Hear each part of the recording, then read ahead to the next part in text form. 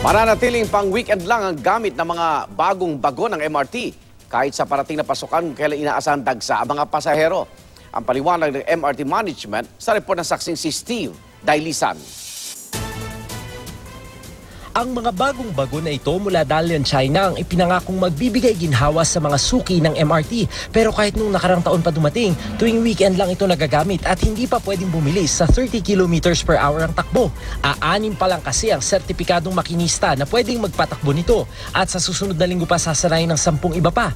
Nagahanap din ng MRT ng 30 train driver na dagdag sa kasalukuyang 70. Hindi po to parang sasakyan lang na humugot ka ng driver ay kaya nang imaneho. Kailangan po itong magkaroon ng pagsusulit, pagtuturo, pagtitraining at pagsacertify para mapayagan natin ang isang driver na magmaneho na itong bagong train natin. Sayang dahil malaking tulong sana para maibsan ang box office na pila. Tiyak nang hindi aabot ang mga dagdag na makinista sa palapit na pasukan kung kailan inaasahang madadagdagan ang mga pasahero ng MRT. Pero kahit pala dumating na mga dagdag na makinista, may mas malalim na dahilan kaya di mapagana ang tren tuwing weekday. Wala kasing signaling system ang Dalian train o yung automatic na nagdidikta sa makina na bumagal kapag sumusobra ang bilis nito sa riles. Kaya delikadong patakbuhin ng mga bagong bagon araw-araw.